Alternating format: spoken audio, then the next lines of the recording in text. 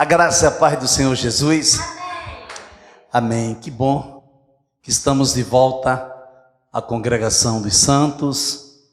Que bom que você está aqui. Que bom que a alegria do Senhor é a nossa força. Porque se não fosse Ele, nós não estaríamos de pé. E Ele é bom, Ele é maravilhoso. A sua vontade é boa, é perfeita e é agradável. Sempre a vontade soberana de Deus vai prevalecer na sua vida, na minha vida e em nossa vida. E você que está nos assistindo pelo nosso canal no YouTube, fica aí. Sabia que você é muito precioso? Que você é muito preciosa. Deus tem uma palavra para você. O Senhor tem uma palavra para o seu coração. Saiba que nem tudo está perdido, que ainda há uma esperança, ainda há um tempo para a sua vida. Jesus te abençoe. Fica conosco porque Deus quer falar contigo, tá? Amém, igreja? Amém. Abra sua Bíblia no livro de Atos, capítulo 9. Atos dos Apóstolos, capítulo 9, a partir do versículo 10. Havia em Damasco um discípulo chamado Ananias. O Senhor lhe apareceu numa visão e disse: Ananias. O que ele respondeu: Eis-me aqui, Senhor. Então o Senhor lhe disse: Levante-se e vá à rua que se chama Direita e, na casa de Judas, procure por um homem de Tarso chamado Saulo. Ele está orando. Numa visão, viu entrar um homem chamado Ananias e impor-lhe as mãos para que recuperasse a vista. Versículo 13. Ananias, porém, respondeu: Senhor, de muito tenho ouvido a respeito desse homem.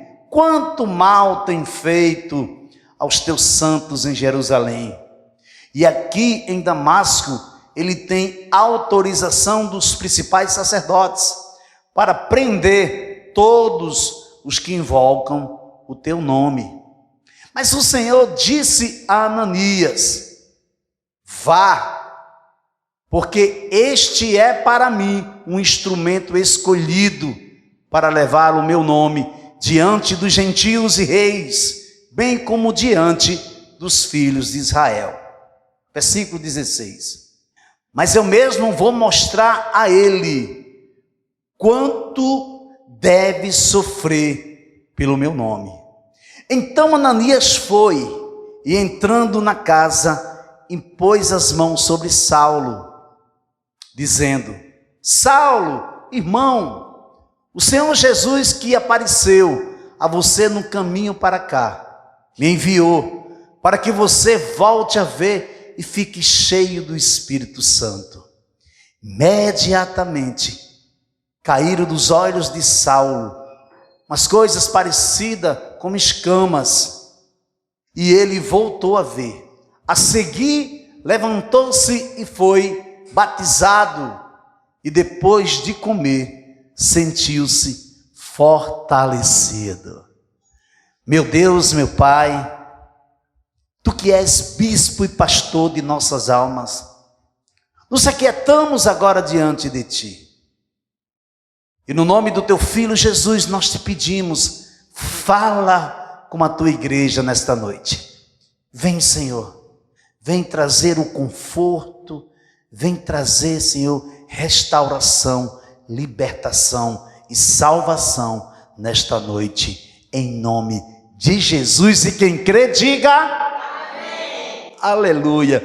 Eu estou intitulando esta mensagem de um vaso escolhido. Diga comigo: um vaso escolhido. Amém. A narrativa da conversão de Saulo foi inserida na história da expansão do evangelho na Palestina.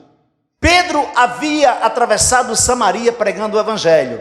E enquanto o evangelho avançava na direção do mundo gentil, Deus preparava um vaso escolhido. para ser o principal instrumento nessa missão. É isso mesmo. Enquanto Pedro estava atravessando Samaria, levando as boas novas de Cristo, divulgando o evangelho do Senhor, na direção do mundo gentil, Deus estava preparando um vaso escolhido para ser o principal instrumento da sua missão. Exatamente isso. Você já pensou? Pensa comigo. Quem sabe nesta noite Deus está dizendo para você que você é um escolhido dele. Quem sabe que nesta noite Deus está dizendo para você que você é uma escolhida dele. E que nesta noite você possa ter uma revelação da parte de Deus, para que você possa receber o chamado da missão. Porque fomos tirados das trevas e transportados para a luz, para o reino do Filho do seu amor. Porém, muitas vezes acontece que nós não temos clareza de quem somos em Cristo, nós não temos clareza dos dons que Deus tem derramado em nossas vidas.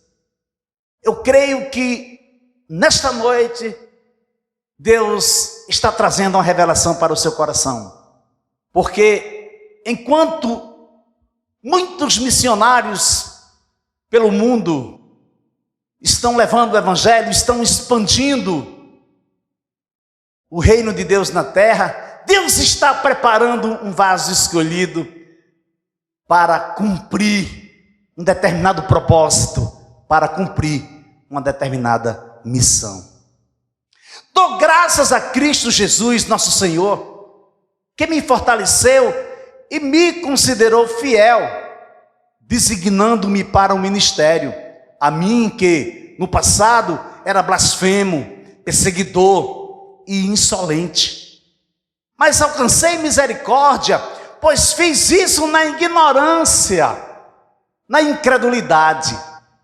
Transbordou, porém, a graça de nosso Senhor com a fé e o amor que há em Cristo Jesus. Primeira carta de Timóteo, capítulo 1, versículos 12 a 14. Lucas estava narrando sobre a expansão do evangelho na Palestina e ao mesmo tempo ele dava detalhes sobre os passos do apóstolo Pedro. Mas de repente ele para narrar a conversão de um homem chamado Saulo e ao mesmo tempo trazer detalhes do fim da perseguição à igreja. É incrível. Para você ver o quanto a conversão de Saulo vai fazer uma diferença enorme. Você sabe o que eu aprendo com isso? Que a conversão que Deus traz para a vida de um homem, para a vida de uma mulher, vai fazer toda uma diferença dentro da casa dele. Quando ele é bem cuidado, quando ele é discipulado, quando ele é amado, ele vai descobrir um tesouro. Ele vai descobrir aquilo que Deus tem preparado para ele. Mas ele descobre também que o que Deus tem preparado para a vida dele não é só para ele. É para a mãe, é para os irmãos, é para o pai, é para o vizinho, é para o colega de colégio, de faculdade. Aí ele vai viver a expansão da vida dele em Cristo, por Cristo e através de Cristo. Então, Dr. Lucas vinha narrando sobre a expansão do evangelho na Palestina e dando detalhe dos passos do apóstolo Pedro. Lucas interrompe a narrativa para contar a conversão de Saulo e para explicar o fim da perseguição à igreja. Então, essa mensagem que eu estou intitulando de um vaso escolhido, a primeira parte eu estou chamando de quando Deus nos para. Quando Deus nos para. Atos capítulo 9, versículos 3 a 5. Enquanto seguia pelo caminho, ao aproximar-se de Damasco, subitamente uma luz do céu brilhou ao seu redor. Ele caiu por terra e ouviu uma voz que lhe dizia: Saulo, Saulo, por que você me persegue? Ele perguntou: Senhor, quem é você? E a resposta foi: eu sou Jesus, a quem você persegue. Atos capítulo 9, versículos 3 a 5. Há um momento em nossa vida, na nossa caminhada de fé cristã, que seremos parados por Deus. Mas que é isso, pastor? É isso que você está ouvindo. Haverá um momento na sua vida, haverá um momento na minha vida, haverá um momento em nossa vida, na nossa caminhada de fé cristã, que Deus irá nos parar. Mas por quê? Deus, em dado momento, nos para. Muitas vezes precisamos ser ajustados dentro de um propósito estabelecido por Deus. Em dado momento em nossas vidas, nos encontramos conscientes de que estamos fazendo a coisa certa e da maneira certa. Temos convicção. Eu sei o que eu estou fazendo. Eu sei para onde ir. E da maneira que eu estou fazendo é a maneira mais correta. Eu tenho certeza que eu estou sendo fiel ao Senhor. E seguimos desenfreadamente, fazendo o que costumamos fazer, da nossa maneira fazemos. É nesse momento, é exatamente nesse ponto que entra o agir sobrenatural de Deus na vida desse homem ou dessa mulher. Deus para ele, Deus para ela. Alguma vez na sua vida, você já foi parado por Deus? Você já foi parada por Deus? E você sabia, você tinha consciência que era Deus que estava te parando? Você já se apercebeu fazendo algo com toda a convicção, certo ou certa, de que estava praticando ou estava dentro da vontade soberana de Deus, mas de repente você é parado. De repente, na sua perspectiva, na sua compreensão, houve uma ruptura, quebrou. E você não entende. Nesse momento você não entende, porque você fica perplexo. Nesse momento você não sabe o que fazer. Eu não acredito, estava indo tudo bem, estava dando certo aqui, estava dando certo ali. E por que acontece isso? E por que parou tudo? Parou porque Deus quer te ajustar. Parou porque, por mais boa vontade que você esteja, não é a vontade de Deus que você siga nesse caminho. Então Deus vai e para você no meio do caminho. Ele para você no meio do caminho.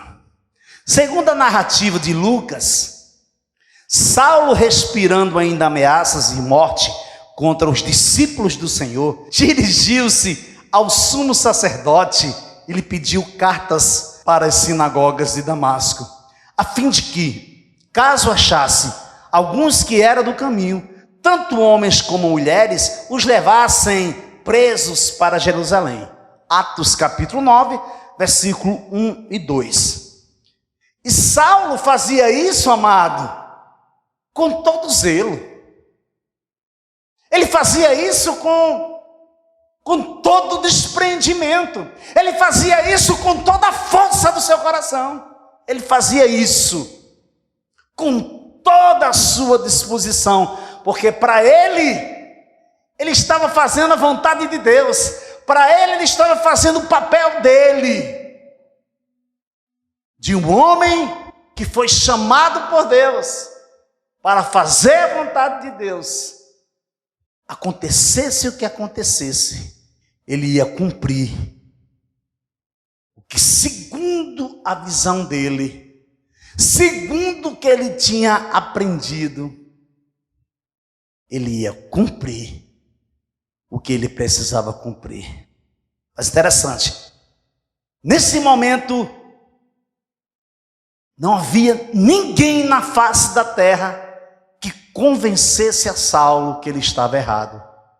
Como em dado momento na sua vida, você está indo por um caminho, ninguém consegue convencer você que você está certo ou que você está errado. Você olha para a foto, mas você sabe que tem que se estender, você tem que olhar para o filme, e você detecta, você tem um discernimento de ver que ali, naquela história, Deus está escrevendo.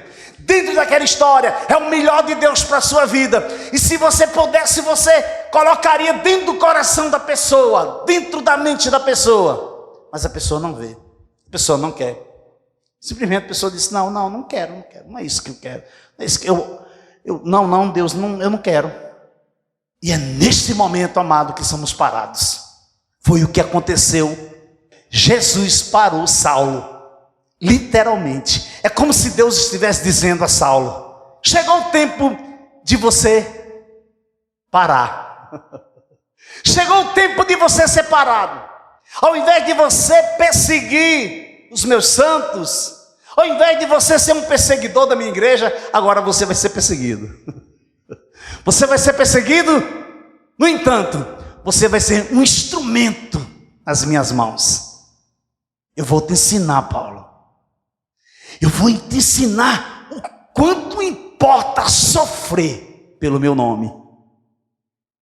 Aqui é onde está toda a excelência, toda a essência do Evangelho.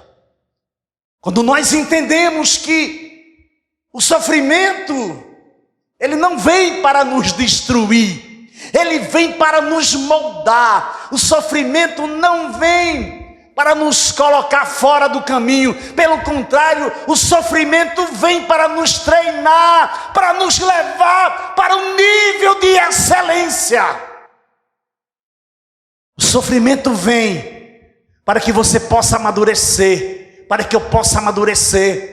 O sofrimento vem para que você possa tirar o pé da incerteza, para que você possa tirar o seu pé da dúvida, para que você saiba que Deus é Deus e Ele faz o que quer, assim como lhe apraz.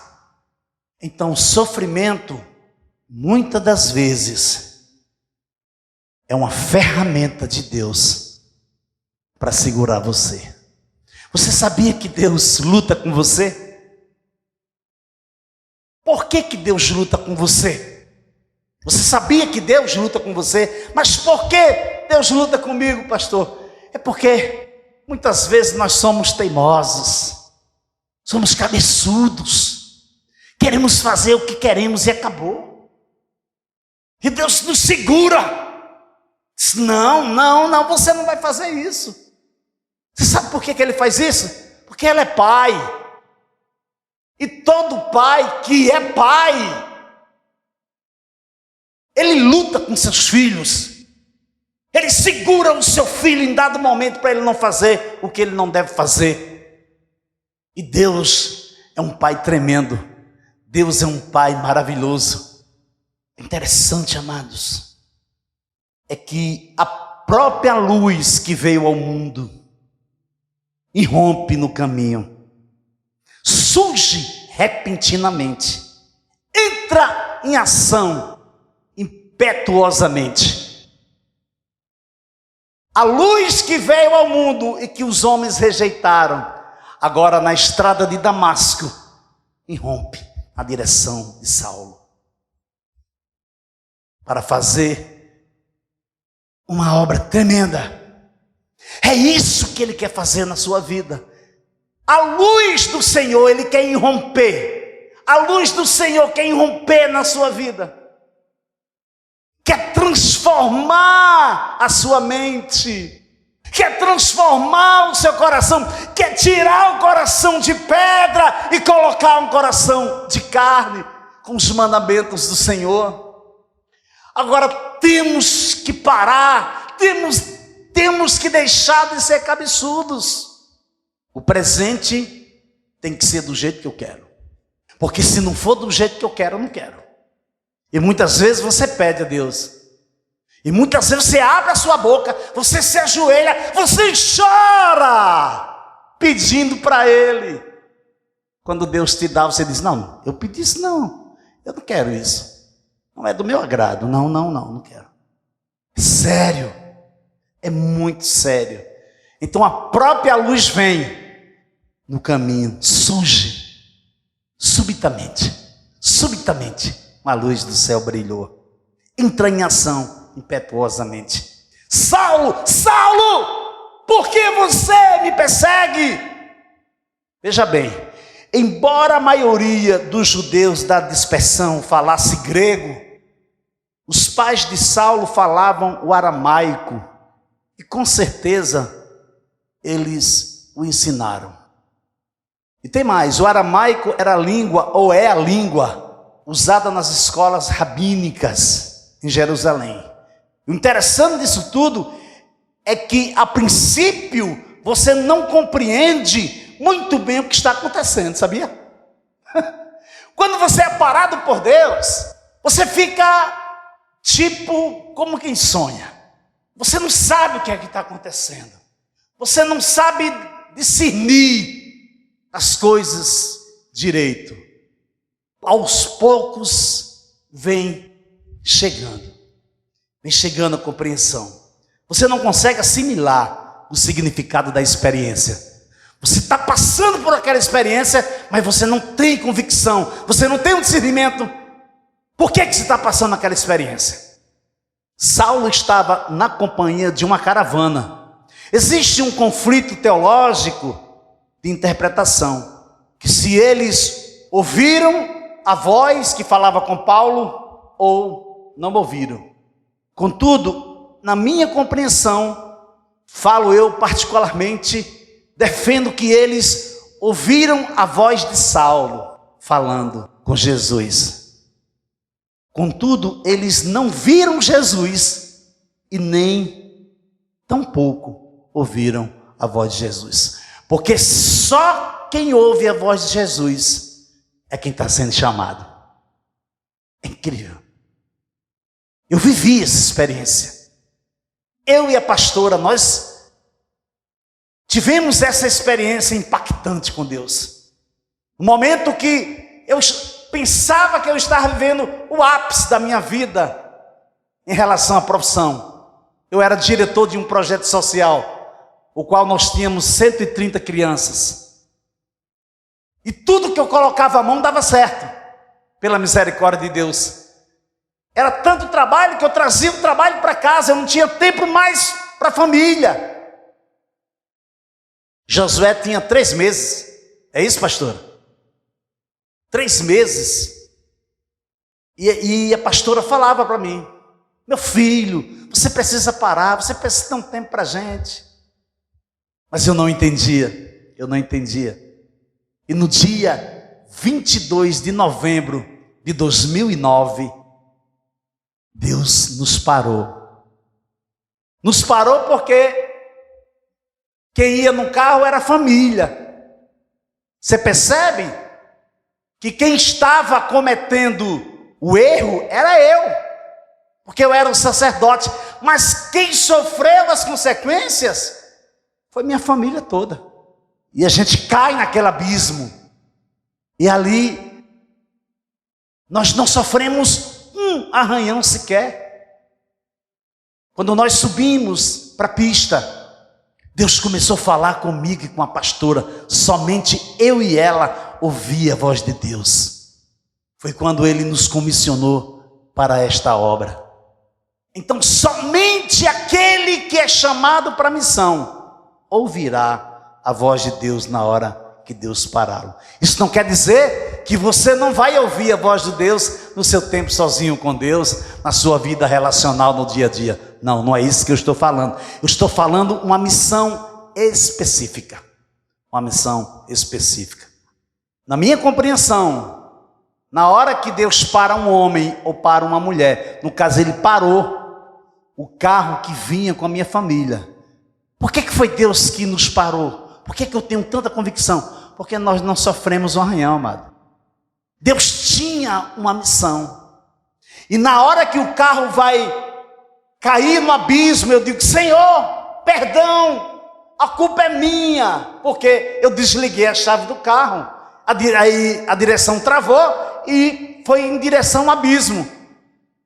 E quando nós subimos, assim, assustado um para o outro, Deus falando conosco, a primeira coisa que Deus diz: você falou que tinha acabado, mas eu te digo que não acabou. A partir de agora está começando, e sou eu que vou levar você. Então a segunda parte da mensagem é a obediência imediata e completa. Atos capítulo 2, versículos 10 a 12. Havia em Damasco um discípulo chamado Ananias. O Senhor lhe apareceu numa visão e disse: Ananias. Ao que ele respondeu: eis-me aqui, Senhor. Então o Senhor lhe disse: levante-se e vá à rua que se chama Direita, e na casa de Judas procure um homem de Tarso chamado Saulo. Ele está orando. E numa visão viu entrar um homem chamado Ananias e impor-lhe as mãos para que recuperasse a vista. Até que ponto eu tenho sido obediente a Deus na pessoa de Jesus Cristo? Até que ponto eu tenho obedecido? Ou eu tenho permeado o meu percurso, eu tenho passado pelo meio, eu tenho tido a percepção do Cristo ressurreto, da verdadeira presença de Deus no meio do seu povo, mas tenho me esquivado, tenho passado a largo no tocante à vontade de Deus.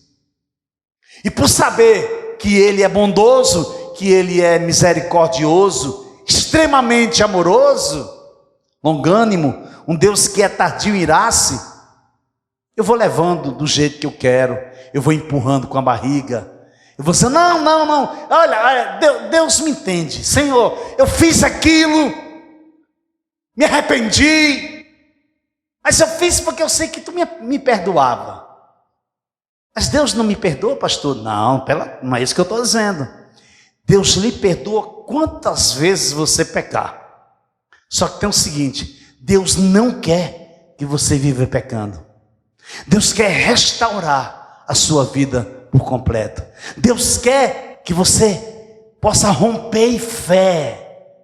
Deus quer que você seja uma pessoa totalmente transformada e totalmente ligada a Ele, totalmente dependente dEle. Essa é a vontade de Deus para a sua vida. Então, por eu saber que Deus é um Deus tão maravilhoso, aí nós dizemos: não, Deus é amor, Deus é santo. Peraí, santo?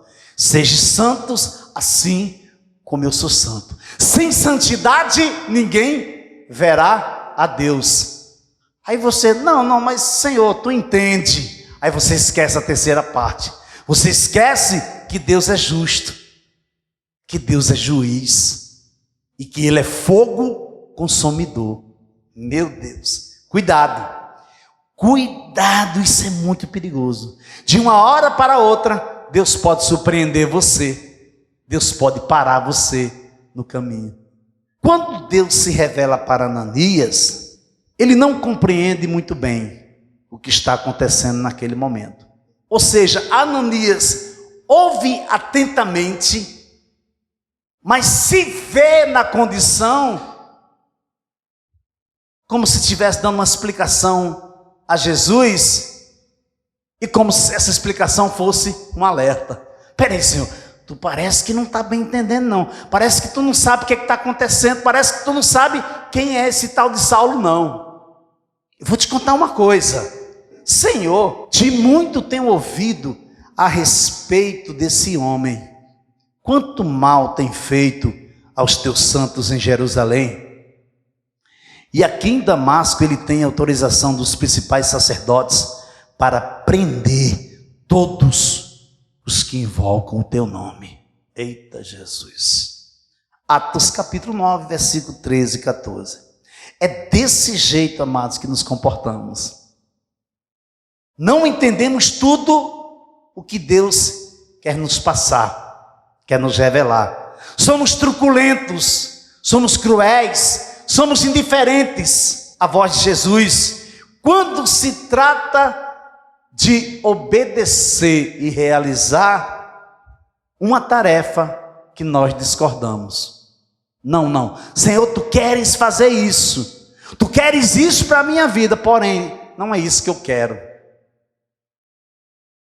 E Ananias disse, Senhor, olha, em outras palavras, ele disse, eu não vou porque eu quero que esse cara morra, eu quero que esse cara exploda, mas eu não vou não.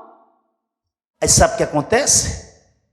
Discordamos do que Deus quer que nós façamos, chegamos ao ponto até de fugir.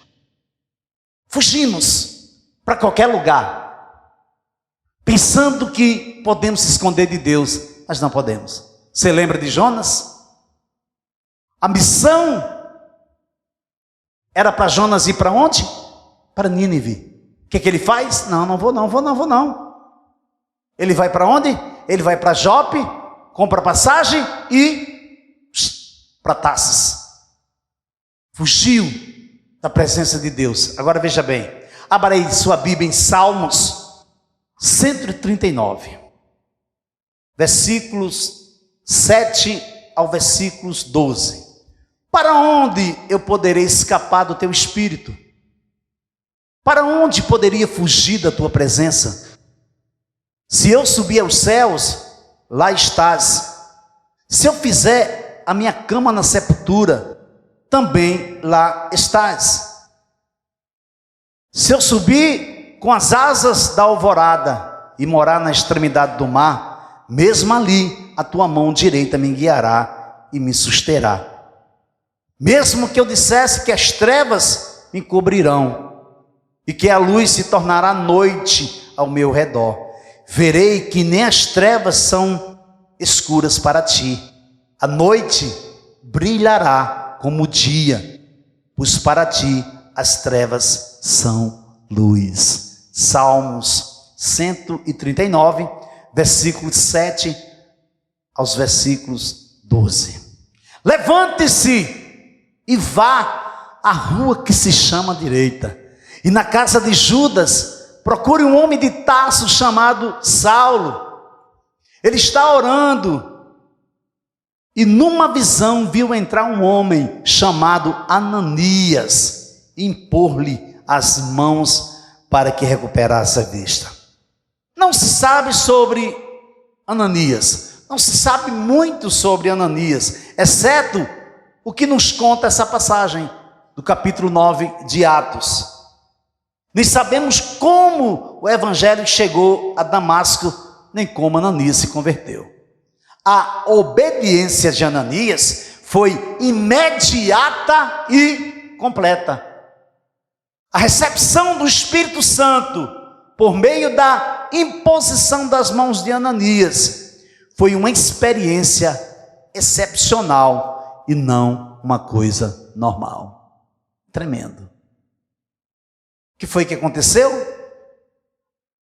Ananias obedeceu a Deus e se dirigiu ao encontro de Saulo. Ele obedeceu a Deus e sua obediência foi imediata e completa. Ele foi em direção a Saulo. E naquele momento, Deus completa a obra na vida de Paulo para o ministério. Amém? Você pode aplaudir o Senhor Jesus nessa noite? Conclusão. Capítulo 9 de Atos, versículo 15 e 16. Mas o Senhor disse a Ananias: vá, porque este é para mim um instrumento escolhido para levar o meu nome diante dos gentios e reis, bem como diante dos filhos de Israel. Pois eu mesmo vou mostrar a ele quanto deve sofrer pelo meu nome. Atos, capítulo 9, versículo 15 e 16. O quanto deve sofrer pelo meu nome. Meu Deus, que coisa tremenda. Você já pensou? Você já parou para meditar, tirar o seu tempo com Deus, entrar no seu quarto, puxar uma cadeira, puxar outra cadeira? Mas espera aí, não é uma cadeira para mim, pastor, é uma cadeira para você e outra para Jesus. Jesus, senta aí, eu quero conversar contigo. Me fala uma coisa, quanto importa sofrer pelo teu nome? Se nós não padecermos com ele, nós não reinaremos com ele. Só que quando você não puder mais resistir, não tiver mais forças em si mesmo para continuar lutando, pode ter certeza que Deus envia o escape. É como se você estivesse sendo colocado no fogo e você está lá se queimando, você está, é como se fosse um fogo ardente. Aí você é tirado, você respira, e aí de repente você é colocado novamente no fogo. Você está sendo preparado. Deus está trabalhando nas tuas emoções. Talvez você jamais imaginasse, como igreja, passar o que nós passamos de ontem para cá. Porque há um mês nós vínhamos orando, há um mês nós vínhamos intercedendo, há um mês nós vínhamos chorando nos pés do Senhor. Mas nós dizíamos: Senhor, faz segundo a tua vontade soberana, porque sabemos que tua vontade soberana é o melhor. Aí completa-se o mês, exatamente o mês, completou ontem, recebemos a notícia que a irmã Marlene partiu. E não tem como você se conter, não tem como você não sentir a dor, não tem como você não amadurecer, não tem como você ter a percepção que Deus é o Deus dessa igreja, que Deus tem consolado o seu coração, que Deus tem te levado a lugares altos e que Deus está trabalhando no teu caráter, na tua vida. Deus está te levando para um lugar de excelência, amado. Deus sabe o que faz. A questão é, nós aceitamos o que Ele faz? De fato, ou só de palavras? E hoje nós saímos machucados, choramos juntos, consolamos juntos. A saudade apertou no coração, porque em dado momento teríamos que nos despedir, mas estamos de pé. Estamos de pé para dizer: Maranata. Ora vem, Senhor Jesus, vem cumprir a tua vontade soberana na tua igreja, porque tu és o noivo, tu és o Senhor, tu és o Deus Todo-Poderoso, tu és o sumo pastor dessa igreja. Então nós te louvamos e faz de cada um de nós um vaso escolhido para a boa obra, Então é tremendo quando nós ouvimos Jesus dizer: e eu lhe ensinarei ou lhe mostrarei o quanto ele deve sofrer pelo meu nome. Meu Deus, os sofrimentos que enfrentamos é por uma causa nobre. Você sabia? Eu vou repetir para você ouvir mais nitidamente. Os sofrimentos que você passa, que você enfrenta, é por uma causa nobre.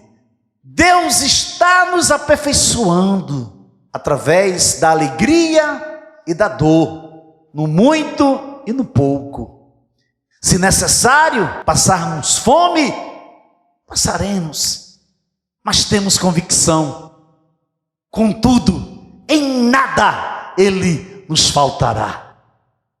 O Senhor é o meu pastor, nada me faltará. Ele me faz repousar em pastos verdejantes. Leva-me para junto das águas de descanso. Refrigera minha alma, guia-me pelas veredas da justiça, por amor do seu nome. Ainda que eu ande pelo vale da sombra da morte, não temerei mal nenhum, porque tu estás comigo. O teu bordão, o teu cajado me consolam. Preparas-me uma mesa na presença dos meus adversários. Unges a minha cabeça com óleo, o meu cálice transborda. Bondade e misericórdia certamente me seguirão todos os dias da minha vida, e habitarei na casa do Senhor para todos sempre. Aleluia! Você pode glorificar o nome dele. Oh, aleluia, Deus. Salmos 23, versículo de 1 a 6. Mas o que para mim era lucro, isto considerei perda por causa de Cristo. Na verdade, considero tudo como perda, por causa da sublimidade do conhecimento de Cristo Jesus, meu Senhor. Por causa dele, perdi todas as coisas e as considero como lixo, para ganhar a Cristo e ser achado nele, não tendo justiça própria, que procede de lei, mas aquela que é mediante a fé em Cristo, a justiça que procede de Deus, baseada na fé. Filipenses capítulo 3, versículos 7 a 9.